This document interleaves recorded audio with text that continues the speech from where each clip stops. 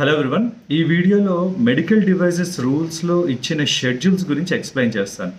First of all schedule అంటే ఏంటి అంటే annexures or appendix are known as schedules. యూజువల్గా ఏదైనా ఒక యాక్ట్కి రూల్స్ ఉంటే రూల్స్కి అటాచ్ చేసిన డాక్యుమెంట్ని షెడ్యూల్ అంటారు. రూల్స్ అనేది ఏం చేయాలో చెప్తే వాట్ మస్ట్ బి డన్ అని. షెడ్యూల్స్ అనేవి how it must be done, ఎలా చేయాలి, ఆ రూల్ని ఎలా ఎన్ఫోర్స్ చేయాలని ఎక్స్ప్లెయిన్ చేసేదే షెడ్యూల్స్. మన మెడికల్ డివైసెస్ రూల్స్లో టోటలీ 8 షెడ్యూల్స్ ఉన్నాయి. Look at the list. Schedule 1 is about classification of medical devices and in vitro diagnostic devices. Class ABCD classify ఎలా చేయాలి, ఏ బేసిస్ మీద చేయాలని ఎక్స్ప్లెయిన్ చేసేదే షెడ్యూల్ 1. మెడికల్ డివైజెసే కాదు, in vitro diagnostic devices classification కూడా schedule 1లో ఎక్స్ప్లెయిన్ చేస్తారు. నా షెడ్యూల్ 2 ఈజ్ అబౌట్ ఫీజ్. అంటే వేరియస్ ఫార్మ్స్ ఆఫ్ ఫీజ్ ఉన్నాయి. ఇప్పుడు MD3 application for class AB లైసెన్స్కి అప్లై చేయాలి ఆన్లైన్లో, దానికి ఒక ఫీజు ఉంటుంది. లేదు నోటిఫైడ్ బాడీస్ ఆడిట్ చేయాలంటే దానికి ఒక ఫీజు ఉంటుంది. ఇట్లా ఈ ఫీజు అన్నింటిని ఎక్స్ప్లెయిన్ చేసేది షెడ్యూల్ 2. నా schedule 3 is documents required for the functions of notified bodies. అంటే documents required for registration and functions of notified body. అంటే రిజిస్ట్రేషన్ కావాల్సిన డాక్యుమెంట్స్ ఏంటి, నోటిఫైడ్ బాడీ ఫంక్షన్స్ ఏంటి, ఇవన్నీ ఎక్స్ప్లెయిన్ చేసేదే schedule number 3. Schedule 4 is documents required for the grant of medical devices for manufacture and import license అనమాట. అంటే medical device manufacture చేయాలన్నా, import చేయాలన్నా ఆ లైసెన్స్ కావాల్సిన డాక్యుమెంట్స్ ఏంటో ఎక్స్ప్లెయిన్ చేసేదే schedule number 4. Schedule 5 is about quality management system, QMS. అంటే medical devices maintain చేస్తున్న క్వాలిటీ ఏంటి, వేటిని ఫాలో అవ్వాలి, వీటన్నిటి గురించి ఎక్స్ప్లెయిన్ చేసేదే schedule number 5, quality management system. Schedule number 6 is about post approval changes, major and minor.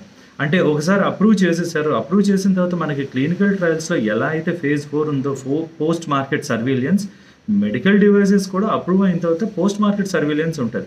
ఒకవేళ ఏమైనా చేంజెస్ చేయాల్సి వస్తే మేజర్ ఆర్ మైనర్, ఆ చేంజెస్ ఏంటి, ఎలా చేయాలని ఎక్స్ప్లెయిన్ చేసేదే షెడ్యూల్ నెంబర్ 6.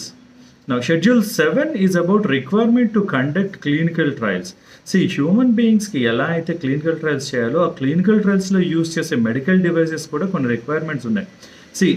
ఏ డివైస్ అంటే ఆ డివైస్ యూజ్ చేయలేం, యూజ్ చేసేటప్పుడు సేఫ్టీ, ఎఫికసీ, ఇవన్నీ రూల్స్ ఫాలో అవ్వాలి.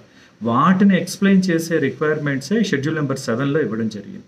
నా schedule number 8 is about exemptions. అంటే కొన్ని మెడికల్ డివైజెస్కి కొన్ని రూల్స్ ఎగ్జామ్స్ చేశారు. అంటే depending upon a particular device ఏమి ఎగ్జామ్ చేశారు, ఎలాంటి ఎగ్జామ్షన్స్ ఇచ్చారు, ఇవన్నిటి గురించి ఎక్స్ప్లెయిన్ చేసేది schedule number 8. 8 is about exemptions for medical devices. Totally మనకి ఈ 8 షెడ్యూల్స్ మాత్రమే ఉన్నాయి. మీరు మెడికల్ డివైజెస్ రూల్స్ డాక్యుమెంట్స్ తీసుకుంటే ఫస్ట్లో అంతా ఇట్ ఈస్ అబౌట్ రూల్స్ చాప్టర్స్గా ఇచ్చారు. ఈ చాప్టర్స్ అన్నీ అయిన తర్వాత వచ్చేదే షెడ్యూల్స్ తర్వాత మీకు ఫామ్స్ ఇచ్చారు. MD3 ఫామ్ ఏంటి, MD4 ఫామ్ ఏంటి, ఫామ్స్ అంతా డీటెయిల్గా ఉంది. ఐ నో మొత్తం డాక్యుమెంట్ అంతా చూడడం చాలా డిఫికల్ట్, కానీ ఇంపార్టెంట్ పాయింట్స్ని క్రాస్ చెక్ చేసుకోండి. Second one, what I have identified is ChatGPT కానీ గూగుల్ జెమినీ కానీ ఈ డాక్యుమెంట్స్ గురించి డీటెయిల్స్ అడిగితే రాంగ్ ఇన్ఫర్మేషన్ ఇస్తుంది. నాకు it took me lot of time.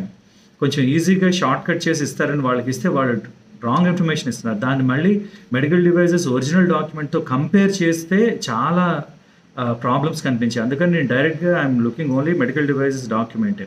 ఈ డాక్యుమెంట్ CDSCO సైట్లో దొరుకుతుంది. మీకు కూడా నా సజెషన్ ఏంటంటే don't depend on internet sources, ఎందుకంటే చాలా రాంగ్ ఇన్ఫర్మేషన్ ఇస్తున్నారు. Go to the directly document. I know it is a big document, 211 pages of document ఉంది. నేను సింపుల్గా ఈ చిన్న వీడియోస్ చేస్తున్నాను. ఈ వీడియోస్ ఫాలో అయ్యి మళ్ళీ క్రాస్ చెక్ చేసుకోండి. I hope this is useful. All the best.